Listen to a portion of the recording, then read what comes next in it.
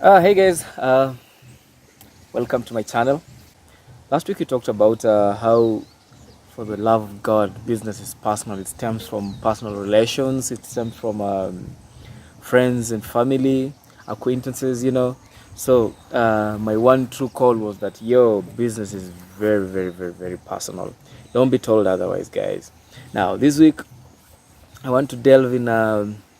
I want us to engage about a topic I feel is a bit thorny. How do you guys handle debtors? Watu wa madeni kwa biashara. How do you guys deal with such kinds of paper? Eh? I don't know, man. The other day I was talking to a friend of mine, Hafsa, and she told me she had opened a certain business, and I asked her, "Hey, how is your little hustle going along?" She's like, "Hey, Joel, I don't know how you've survived this long, but mimi watu wa madeni wamenimaliza bwana. Mimi hata you'll be shocked by the ni marafiki tu, yani wanakuja wanakopa. And also that also reminds me, there's a time I was managing shenanigans before it transformed into Charlene's, the current awesome joint that we now love so much and hang out a lot. And boy, when I was doing it, man, that place was simply being run down by people who would come, have a good time, and just simply don't pay up. So I would always wonder. I would even talk to my other friends and tell them, "Hey guys, why? I mean, why would you leave your house and you don't have money and go party and drink and simply walk out, or tell the bartender that, hey, mazemi is do, utajipanga." So again, I'm not here to delve into that. I just want us to have a conversation about how you, in your business, how you're handling the thorny issue of debtors. I have a few pointers from my experience so far. If your business is registered, you have a registered company, my advice would be that, and not necessarily even registered, as long as you have like a business with paperwork, like uko na ile nini sat ya kanjo and all that, like have a receipt book. You guy, my advice would be that always make sure at least you issue some sort of like like some sort of documentation, just to show that you offered a credit service to this person and they owe you X amount of money, for some sort of follow up. Like it's equal, like you both agree that to these terms, if you're doing business and you're offering someone credit, it's like offering them a loan of sorts. So let there be some sort of paperwork, some sort of evidence that shows that you have extended this person X amount of cash. And at least that way, if the situation worsens and it comes to like, hey, you owe me money, pay me back, and the person's like, yeah, I don't owe you shit. At least you have something to show up, and probably after the courts can now help you if it comes to that and the amount is worth the trouble. But if you're not, and uko tu jua kali maze, unachapa tu busy yako, hata maze maybe receipt book hakuna, unaona, like maybe like these official documentations like invoices, LPOs, nini are not there, and there is nothing to fall back on. One, I will encourage you maze, at least have one of these things. But if you can't, just make it in the clearest terms possible. Tell your friends and family maze, guys, hii kitu ndio inanilisha. Bila hii kitu nitaanza kuwaomba hapa do, itaanza kuambia mazee ni aje nisaidie okoa nini. So I would like you guys to respect my business. I take it seriously, so should you. No, you can't just come fuck around my business, taking credit and not paying it in terms or in the days that you have stipulated. No. Make it very clear. Mimi, I'm very clear about my dating situation. I mean, not my data situation, dating. I'm very clear, 100%. I don't extend credit. And if I do, you're going to pay me within the time that you've stipulated. No.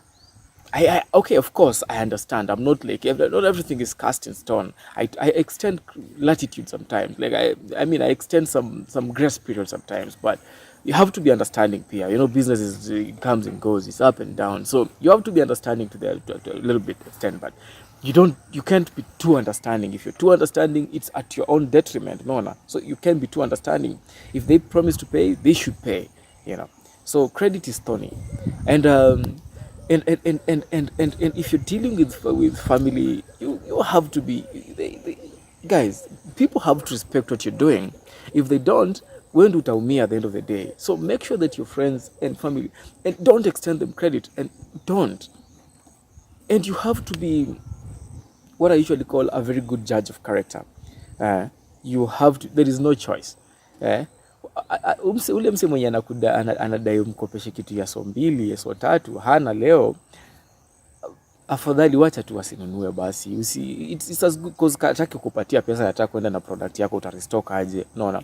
If they want to do that, you'd rather they don't take your product at all. Let them come when they have the money. That's how I feel about this whole thing. And I've lost quite a number of acquaintances, friends, because of this whole debtor situation. Me, I'll just simply tell you, no, do what you're gonna do, man. And if I extend you the credit, it means that wewe umefika level fulani kwa maisha yangu, unaona, like I know you, I think highly of you.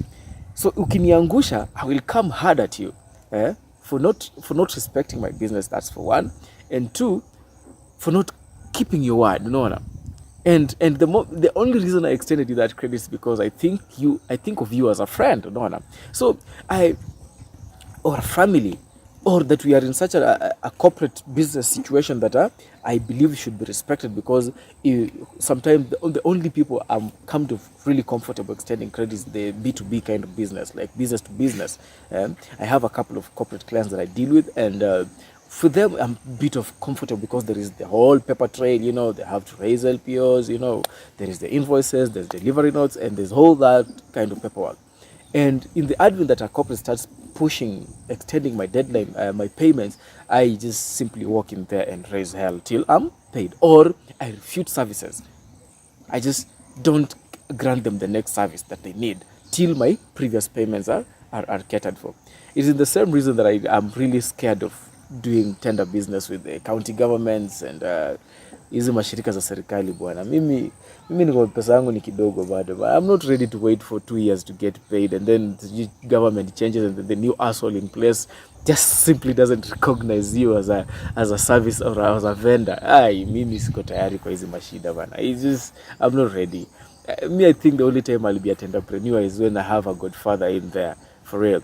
Guys, I have communicated my position so strongly about this whole a debtor situation, so much such that even my own mom the other day, when she needed me to brand her mugs zenye ziko na sura yake akae vizuri kwa nini, kwa zile those cabinets zenye watu wa kitambo walikuwa wanapenda kwa sitting room, I asked for a deposit. Hey mom, give me crib bed deposit, man. I just gonna brand a couple of mugs, and then the next client comes in, wants mugs and she cannot get them. I was like, okay, I'm sending you some money. She sent 3/4 of the total amount.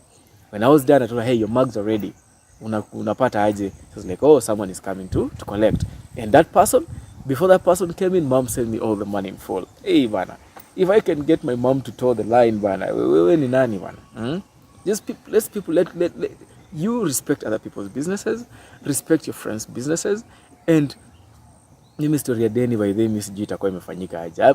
Maybe tu nilikuwa nimekuja kwa biashara yako na M-Pesa imekataa. Mimi sitakuja kwa biashara kama sina do. Nitakunywa yenye naweza lipa, nitakula yenye naweza lipa. I'll put on clothes that I can afford to pay for. It is just what it is. It is business. And it's supposed to be treated as such. If you affect the cash flows of your friend's business, don't come together. Let's take debtors very seriously. They can make or break. And whenever you're extending debt, make sure ka price una factor the fact that the value of money, they're going to stay with your money, and such. If it's for a week, now you pesa ungekuwa nayo. There is that whole opportunity cost of money, that money would have been here circulating, making more money for you, but this person is holding it. So you might want to price things that are on credit a little bit differently kidogo, so that you make money on this opportunity cost lost.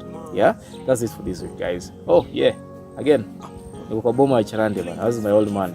This is where I'm shooting from this week, and I hope I've said something that will help you, given you the energy to be strong, push back a little bit on your friends. They are friends, so it becomes very hard to say no to them, especially when it comes to matters credit. Yeah, but anyways, have a good week ahead, guys. Click on the red button subscribe. But also to get alerts whenever I post new content, you have to click on the bell thingy. Yeah, guys, it's been real. Bye.